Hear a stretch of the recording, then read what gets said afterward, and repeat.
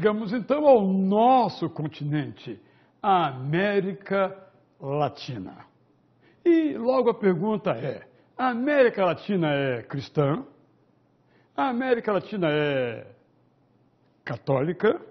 A América Latina é protestante? Aliás, o que é a América Latina? É muito interessante isso porque a gente, no Brasil, sempre pensa a América Latina como sendo uma outra América, como se nós estivéssemos fora dela. Muito interessante isso, né? Os latino-americanos, mas nós não estamos fazendo parte desse continente. O prédio onde eu moro, na Tijuca, Rio de Janeiro, se chama Edifício Latino-Americano. É curioso, eu imagino que quando deram o nome ao prédio, estavam querendo homenagear os países da América Latina, exclusive o Brasil. O brasileiro, ele não olha a América Latina como sendo o seu continente. Ele olha a América Latina como formando um outro continente. É claro que há alguns elementos que nos ajudam nesse caminho, como, por exemplo, todo o resto da América Latina fala espanhol. Nós falamos a língua de Camões. Nós viajamos muito mais para fora da América Latina do que para dentro da América Latina.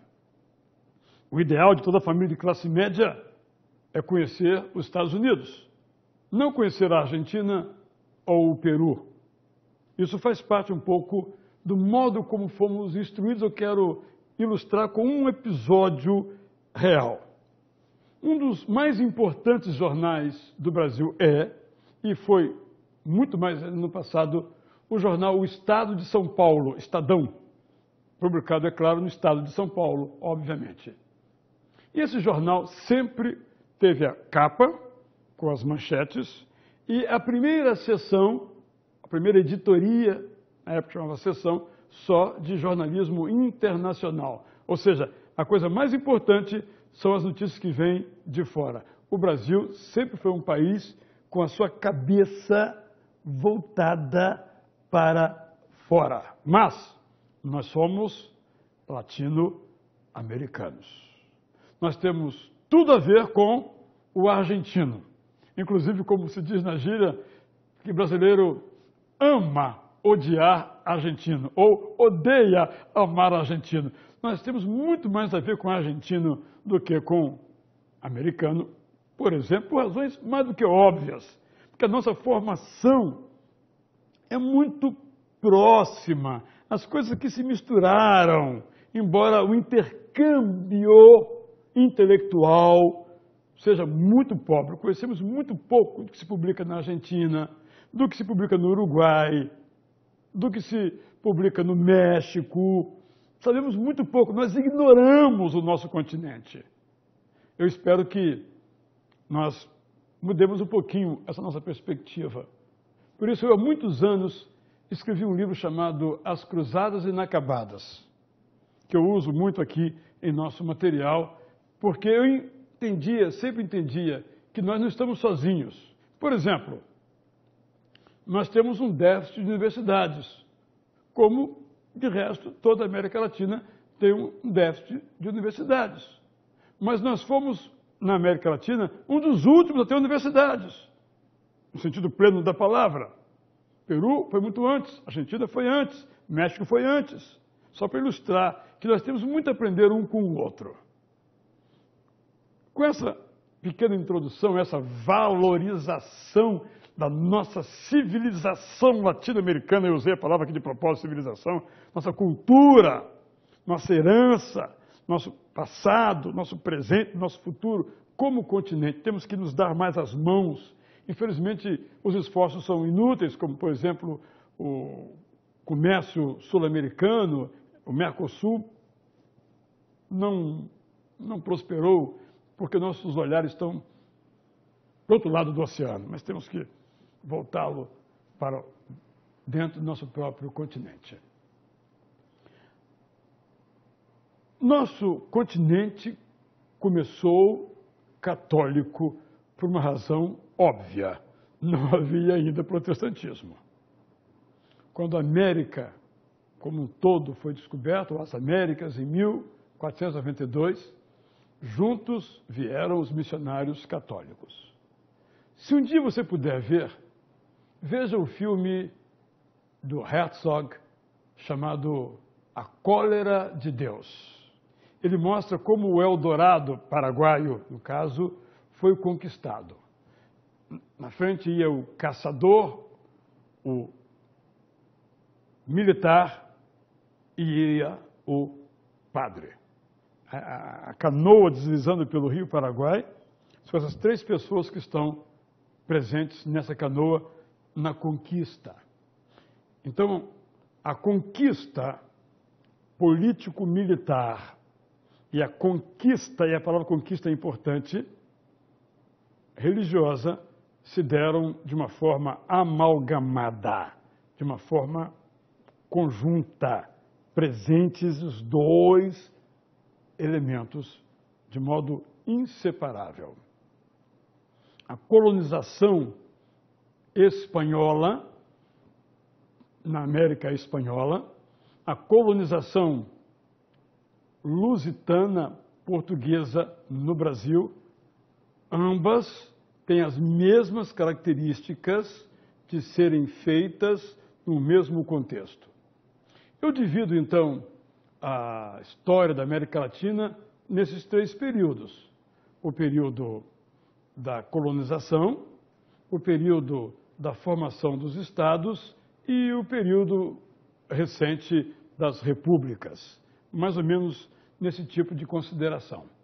Agora, nós não podemos ignorar que esta colonização se deu com muitas tensões, basicamente em duas direções. Primeiramente, com relação aos índios. Quem morava aqui? Eram os indígenas. Nesse sentido, vieram os espanhóis, ou os portugueses e alguns outros povos episodicamente, mas não de modo muito forte, do ponto de vista massivo de um projeto de Estado, vieram para cá. Em certo sentido, os padres que vieram para servir, oficiar, ministrar a estes migrantes, a estes colonizadores. Como os colonizadores tiveram encontro com as populações aqui moradoras, esses padres, depois bispos, também tiveram que ministrar aos moradores, aos habitantes, aos aspas, ou com sem aspas, donos da terra, que eram os indígenas. Qual era a metodologia da conquista política? Qual era a metodologia da conquista religiosa? A mesma, a força. Esse é o nosso grande problema. A conquista espiritual da América Latina teve o mesmo condão, a mesma característica, a mesma marca, a mesma mancha, a mesma nódoa da conquista militar, na força. Não matando, como era a conquista militar, mas aprisionando.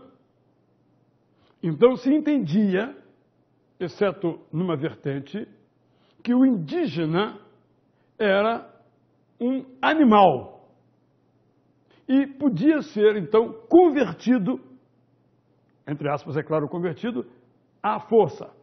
Claro que havia escola, mas quando havia resistência, entendia a autoridade religiosa portuguesa ou espanhola, mais espanhola do que portuguesa, que podia deter, ajuntar, daí os ajuntamentos, esses indígenas, para lhes ensinar a civilização, para lhes ensinar o cristianismo. Claro que não deu certo, porque a fé jamais pode ser imposta, jamais pode ser pela força. Mas há uma tradição na América Latina. E você só vai entender a teologia da libertação que muitos a entenderam como se fosse uma aplicação da proposta marxista à religião, o que não é verdadeiro na minha análise, se você entender essa tradição de que estou agora a lhe falar, que é a tradição lascassiana.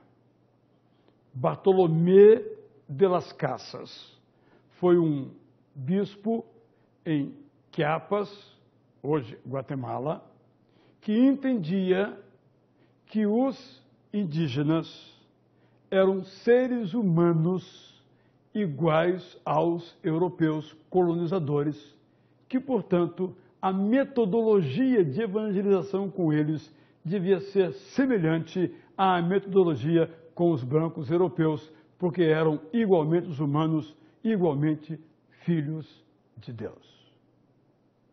Óbvio, você dirá. Não, tão óbvio foi naquela época. Tanto é que houve um outro teólogo espanhol chamado Juan René de Sepúlveda, que propunha exatamente o estilo espanhol da força. E houve até um debate entre eles, um momento muito significativo na história do cristianismo latino-americano. De certo modo, aquela tendência de Juan René de Sepúlveda triunfou, mas ficou a base de uma perspectiva lascassiana, porque, como diz Leonardo Boff, as ideias não morrem. Nós temos a honra, podemos dizer assim, de ter no Brasil uma tradição forte de defesa dos pobres, de defesa dos oprimidos, que é a tradição começada por Bartolomé de las Casas, dando ao longo da história tantos outros grandes pugnadores pela igualdade entre as pessoas. Mas o nosso grande Bartolomé de las Casas também cometeu um grave erro, porque a época nos leva a cometer erros. A época que vivemos tem os seus valores. Las Casas conseguiu ir além da sua época em relação aos indígenas, mas não conseguiu ir além de sua época em relação aos negros.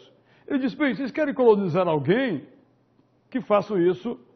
Querem escravizar alguém? Que façam isso com os negros africanos, mas não com os índios. Ele não conseguiu, tem essa contradição na sua perspectiva, ir além também da visão que se tinha. Então, de fato, também, muito mais fortemente no Brasil, os negros foram trazidos da África e tiveram negados todos os seus direitos, inclusive o direito de crer nas suas divindades, como isso devia lhe ser garantido, mas aqui não foi, e foram forçados, então, a se tornarem católicos. São legendas, são chamadas na história, a expressão não é muito boa, mas ficou assim, legendas negras. De fato, o débito do cristianismo católico, porque era o que existia à época, com as populações, nações indígenas, com as populações e nações negras tiradas do seu habitat, trazidas para cá à força, escravizadas, esse débito é um débito muito antigo.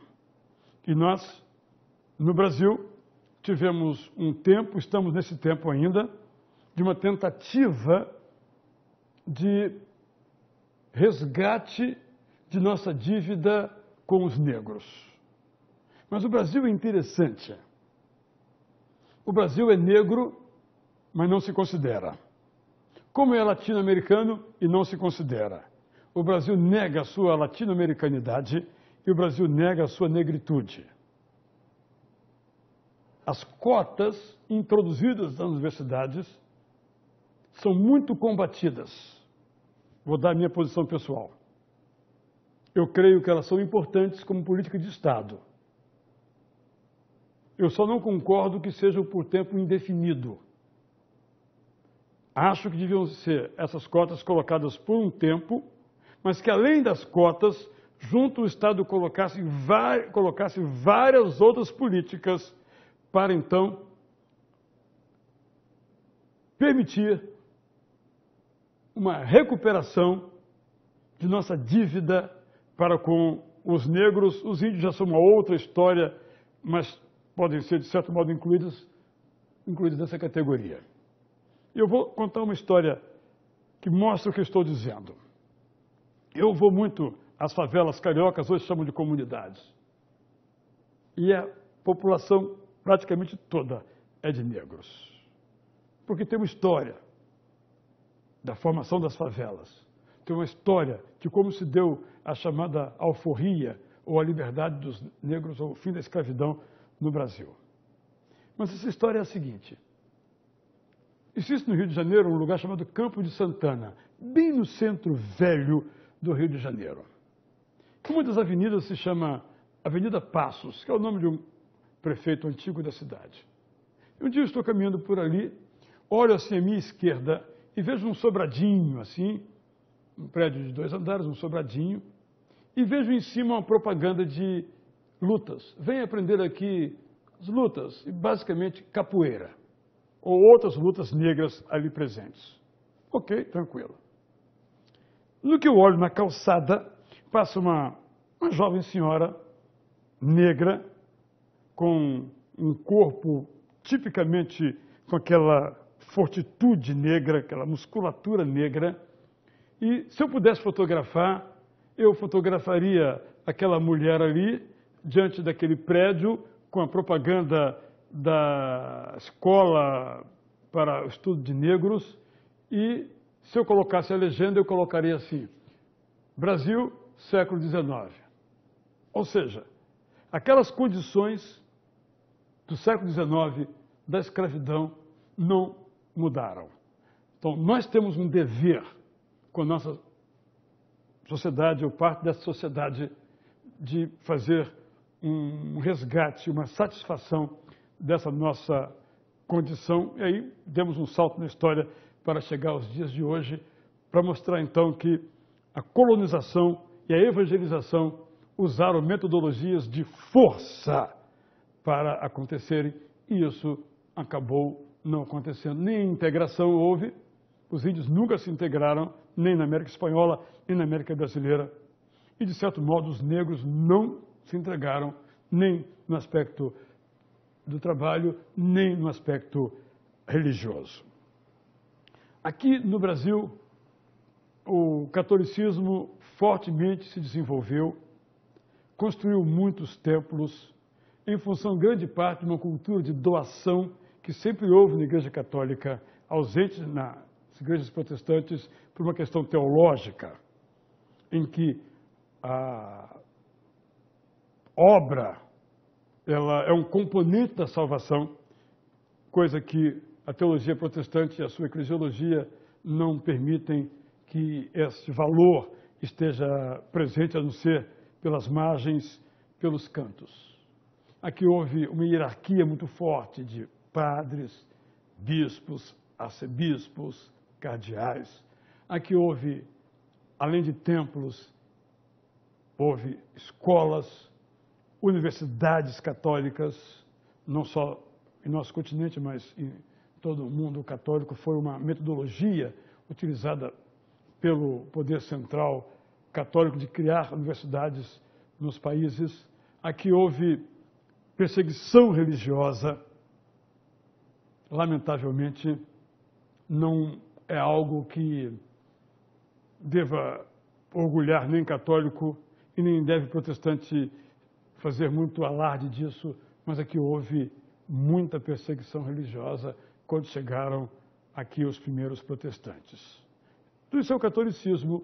Ele começou quando surge, então, a descoberta, vamos colocar aqui entre aspas, do continente, prossegue ao longo e está presente até os dias de hoje, um catolicismo que tem uma vertente lascassiana, um catolicismo que, em outros instantes, não considera o pobre, o negro, como alvo de sua pastoral, de sua evangelização, um catolicismo bastante heterogêneo, embora sob a mesma bandeira da autoridade papal. E o protestantismo?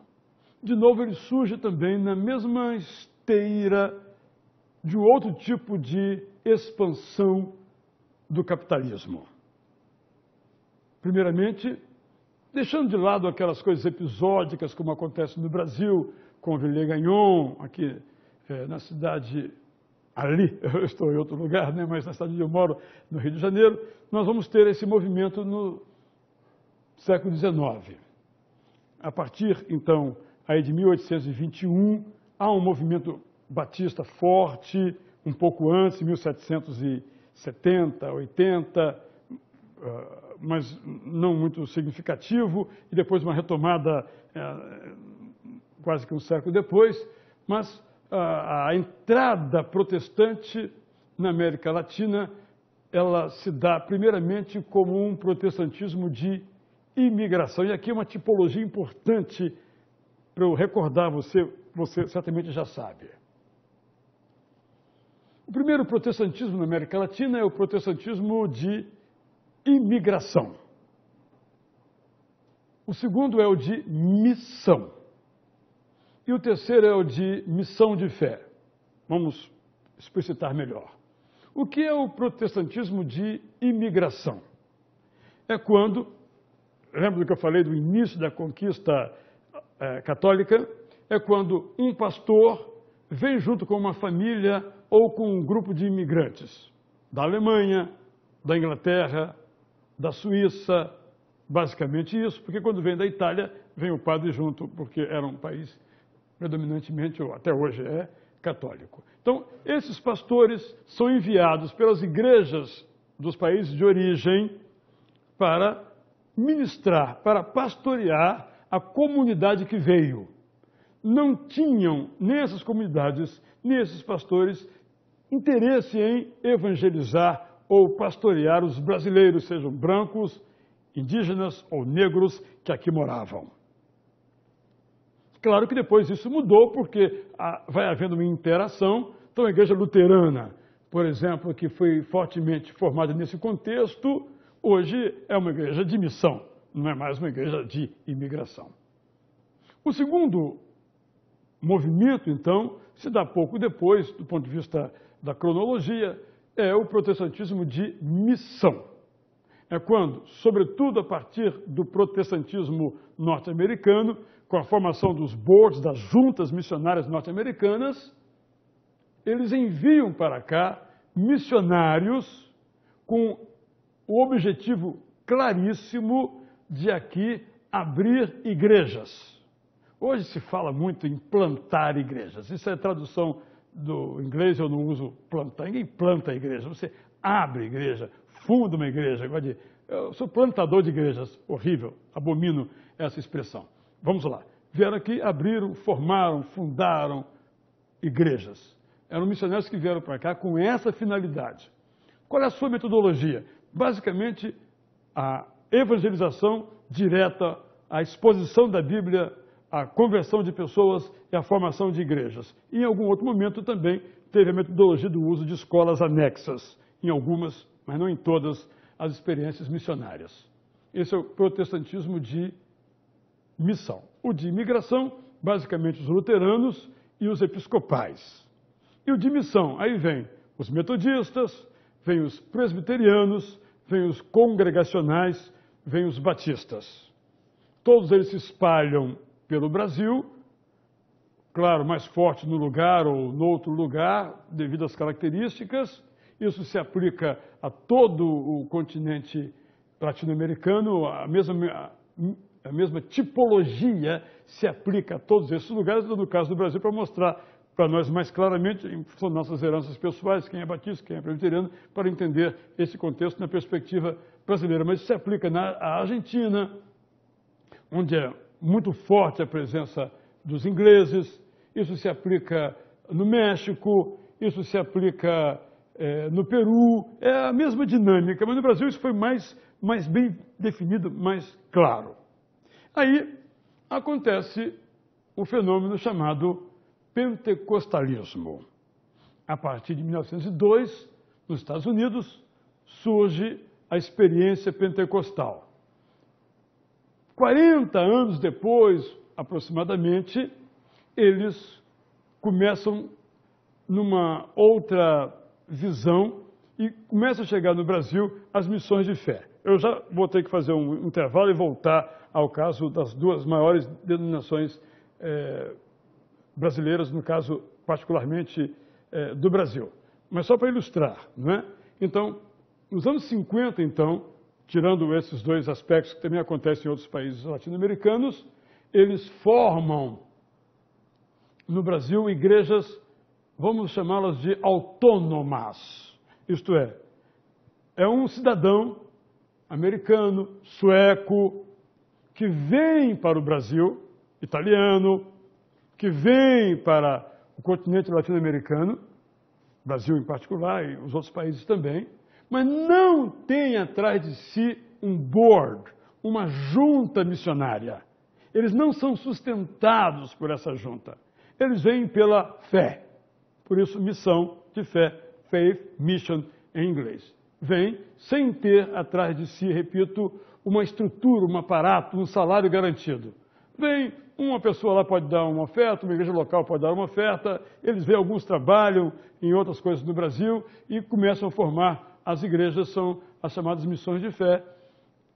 Isso na América Latina como um todo, nomes os mais diferentes, porque não estão ligados às grandes denominações, como batista, metodista, presbiteriana, episcopal, luterana, congregacional, seja da Europa ou seja dos Estados Unidos. Então, essa tipologia, que já é clássica na historiografia protestante, é o protestantismo de imigração, o protestantismo de missão e o protestantismo de missão de fé.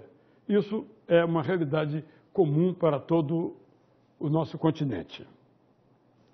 A partir aí do começo do século XIX, começa um outro momento na história da América Latina, da história política latino-americana, que é o período das independências, quando começam os países, o Haiti foi um deles, a Argentina, todos os países, a se tornar independentes de suas repúblicas colonizadoras. Nós não temos ainda um papel que o protestantismo desempenhou nesse momento, porque não havia protestantismo. Mais adiante, sim. No caso especificamente do Brasil, quando se dá a nossa independência, em 1822, não tínhamos protestantismo aqui. Quando surge a República, aí já tínhamos um pouco, mas sem nenhuma força intelectual ou popular para qualquer tipo de significativa participação. Isso é a realidade em todo o continente. Então, a independência dos países da América Latina, ela acontece ainda no contexto católico romano. E aí as posições foram as mais variadas, mas a Igreja Católica não se opôs aos movimentos de independência e nem também os propagou, não se aliou a esses movimentos, mas quando houve as independências, a Igreja Católica continuou com os seus modelos, sistemas, porque a Igreja Católica sempre partiu de uma teologia. Isso na Europa durante a Idade Média, e ela transpôs isso para o nosso continente, que é de que ela é a reitora, a senhora da sociedade. Isso não mudou durante muitos anos, só acontece quando há uma excessiva secularização de todas as forças, mas a partir dos anos 60, na América Latina, com o fenômeno da urbanização. No contexto, no entanto, do surgimento das repúblicas, mais particularmente, que são algumas junto com a própria história da independência e outros depois, nós já vamos ter alguma participação, mas ainda muito breve, dos protestantes. O fato é, então, que em nosso continente o protestantismo, tanto o de missão quanto posteriormente de missão de fé, vai se desenvolvendo, vai se formando e hoje o continente tem um componente muito forte de protestantes. A América Central tem países com 50% de protestantes, como é o caso da Guatemala, mas ainda há países com força católica romana muito forte, como o México, só para mostrar essas diferenças. E no Brasil, vocês sabem que os números estão em torno de 20% a 22% de protestantes, somados todos os movimentos aqui em nosso continente. Mas eu quero, já que estou falando de números, eu quero falar um pouquinho sobre essa tipologia das três formas de missão: a imigração, a missão propriamente dita e a missão de fé, porque eu penso que em todo o continente, no Brasil em particular, nós temos que considerar um outro elemento muito forte. Chamam a essas denominações que crescem muito em todo o nosso continente, muito mais fortemente no Brasil, de neopentecostalismo. Eu não aceito essa tipologia. Neo é o quê? Novo. E o pentecostalismo de denominações como Internacional da Graça, como Congregação Cristã, como Evangelho Quadrangular, como Universal do Reino de Deus, não são novos pentecostalismos. São ultra-pentecostalismos. Eu diria que são ultra porque exacerbam alguns valores, como a cura, como o exorcismo, por exemplo, que estão presentes na Assembleia de Deus, na Congregação Cristã do Brasil, que são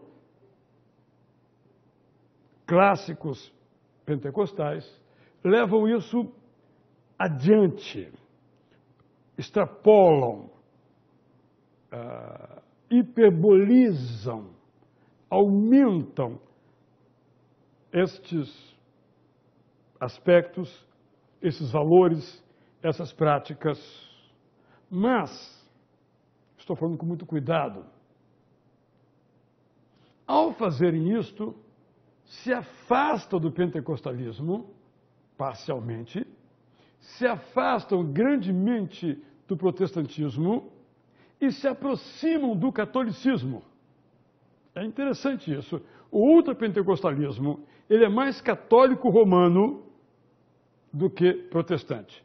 Bem, essa é uma tese aí para você pensar, discutir, porque é a visão que eu tenho quando você, por exemplo, tem, nesse que eu chamo de ultrapentecostalismo, uma ênfase ao sacrifício. E o sacrifício é o quê? Obra. E a obra é central no catolicismo romano. Ela é ausente no protestantismo clássico. É importante considerarmos, assim, esses elementos. Quando, então, nós passamos do século XIX para o século XX, eu estou fazendo uma consideração de natureza transversal, vou e volto no tempo, como se fossem flashbacks, ou flash futures, né? Ou future flash, sei lá como é que se diz essa expressão que eu inventei agora, que eu não sei se existe. Mas, então, chegamos ao século XX e ao nosso século.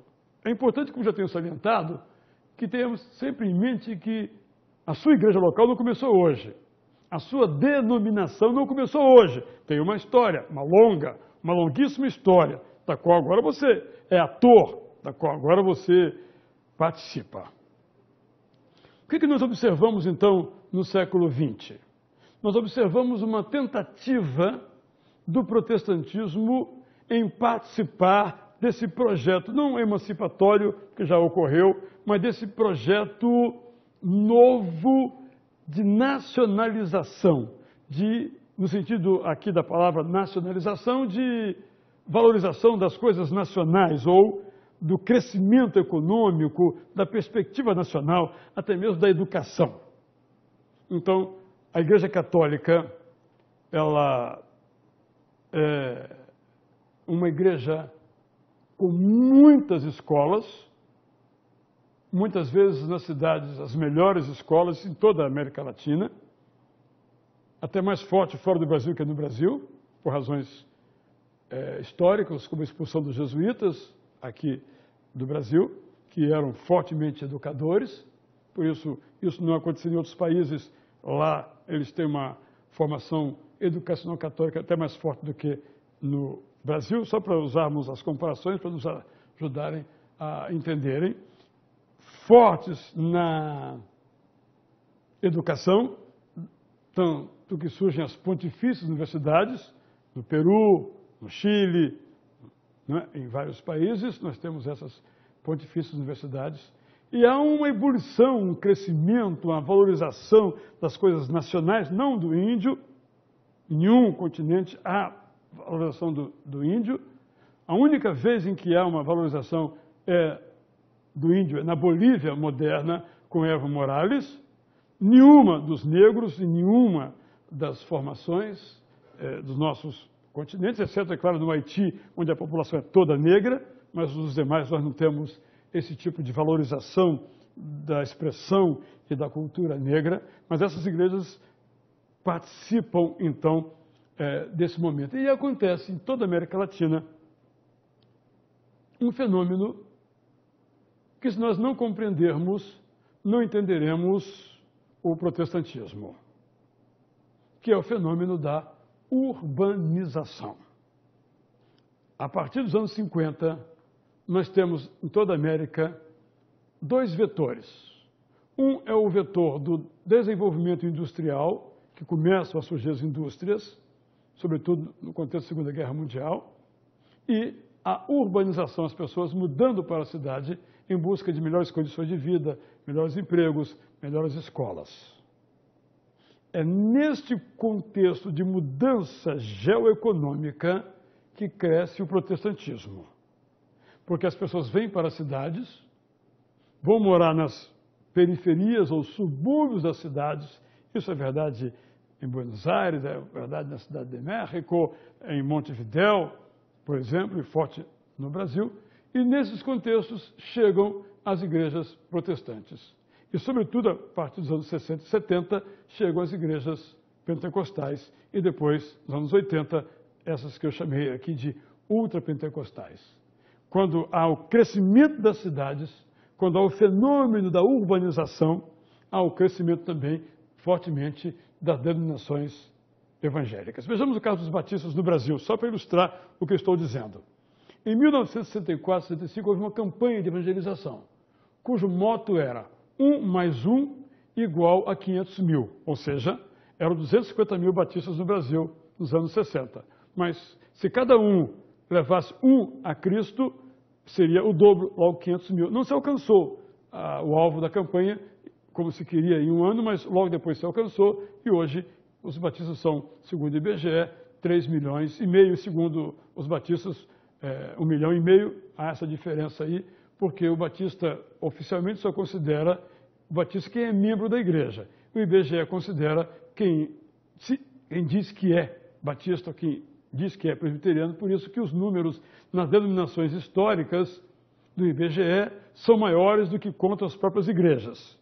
Enquanto que do pentecostalismo os números do IBGE são menores do que contam as próprias igrejas. É algo bastante antitético aí esse modo de as coisas serem, então, consideradas e serem vistas. Então, esse crescimento é muito importante, predominando o modelo de crescimento numérico de igrejas. Como eu preciso terminar, eu quero voltar ao princípio da tradição lascassiana para falar de dois movimentos muito importantes na história do cristianismo latino-americano. Eu me refiro à Teologia de la Liberación, ou a Teologia da Libertação. Rubem Alves, grande pensador protestante, já falecido, me disse uma vez que quem criou o termo Teologia da Libertação foi ele. Ele disse que quando terminou o seu doutorado em Princeton, Estados Unidos, ele deu à sua tese o título de Theology of Liberation. Quando o livro foi publicado, o editor entendeu que o que vinha a ser isso, Theology of Liberation, e deu o título de Theology of Human Hope, Teologia da Esperança Humana. Mas isso aconteceu 2 anos antes de aparecer o livro de Gustavo Gutiérrez, o peruano padre, cujo título era Teologia de la Liberación. Em 1972, surge o livro também seminal, também indispensável, de Leonardo Boff, um dos grandes livros da história do pensamento cristão, que foi parte de sua tese de doutorado com Ratzinger, ou depois Papa, que seria um antecessor do atual Papa Francisco, e o seu livro, ele deu o título de Jesus Cristo Libertador, mostrando bastante a sua perspectiva. Nesta avenida que surgiu não de uma concepção teórica de Gustavo Gutiérrez, ou de Leonardo Boff, ou de outros grandes líderes do movimento liberacionista, mas surgiu da prática pastoral deles.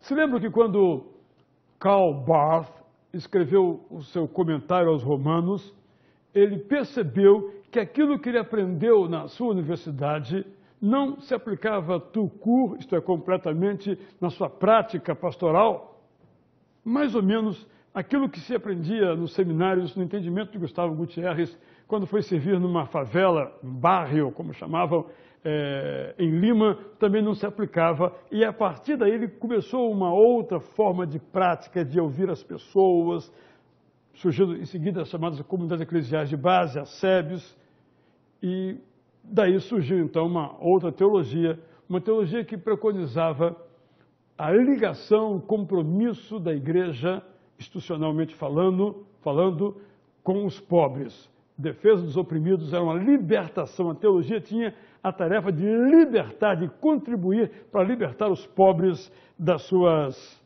mazelas, das suas opressões, desde o índio, o negro, o pobre em geral. Fez-se uma escola, Teologia da Libertação. Como eu sou um pouco testemunha da história, eu vou dizer como é que eu entro nessa história aí. Há muitos anos houve em São Paulo, no bairro do Ipiranga, um congresso de teologia.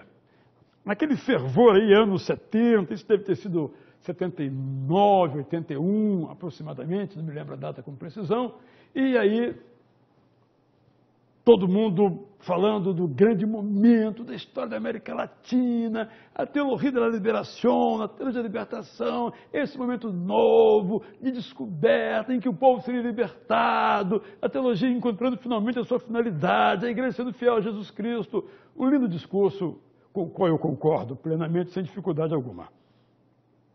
Aí levantou-se um monsenhor desconhecido do grupo e disse o seguinte: nunca me esqueci, e você agora nunca vai se esquecer. A teologia da libertação é a antítese. Pegando o modelo hegeliano, né? De tese, antítese e síntese. Mas depois virá a síntese. Não sei se isso aconteceu. Congela. Ao mesmo tempo, e eu diria que cronologicamente um pouco antes,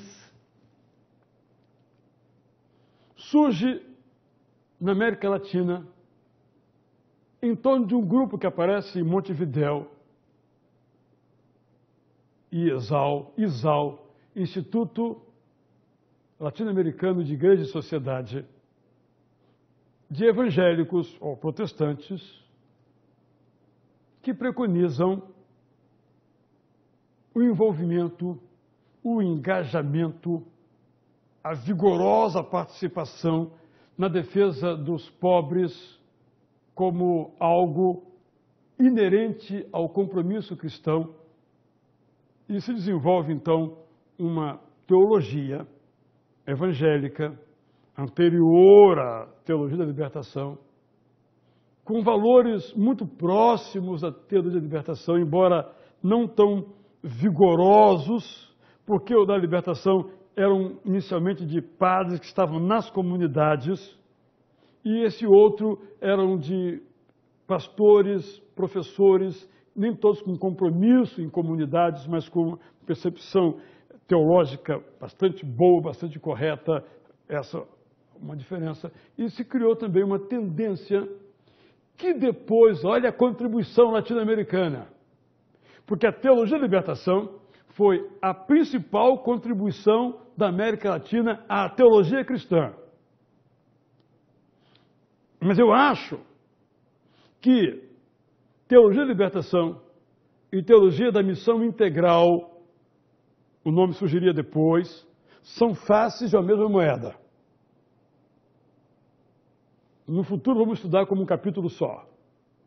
Por influência latino-americana, surge a teologia negra da libertação com Cone, por exemplo, se espalha pela África, pelos Estados Unidos, é a nossa contribuição. Mas penso que por nossa influência latino-americana, pessoas como Escobar, Samuel Escobar, pessoas como René Padilla, um pouco como Rubem Alves, alguns que não alcançaram proeminência, não escreveram nada, como Davi Malta Nascimento entre os batistas, só para citar alguns exemplos. Esses ideários acabaram desembocando em 1974 no movimento de Lausanne, essa reunião com pessoas do mundo inteiro presentes, que depois se cunhou como teologia da missão integral. Repito, tem fortemente a contribuição brasileira, latino-americana como um todo, nesse ideário. É assim que hoje nos encontramos. Pergunta é, aquele frade que disse que a teologia da libertação era a antítese, depois viria uma síntese, estava certo? A sua profecia se realizou? Acho que não. Acho que a antítese foi derrotada e voltou à velha tese. Não chegamos a um ponto de equilíbrio. Ainda continuam as grandes injustiças em nosso continente. Ainda continuam as grandes alienações por parte das igrejas da sua tarefa missionária, que inclui pregar, como nos termos de Lausanne, o evangelho todo ao homem todo, atendendo todas as suas necessidades, como já preconizavam os anabatistas nos séculos XV e XVI. Você tem uma grande tarefa pela frente. Nós temos uma grande tarefa pela frente. É mostrar o Jesus completo para as humanas necessidades de todos os seres humanos. Prossigamos. Que Deus nos ajude nessa jornada.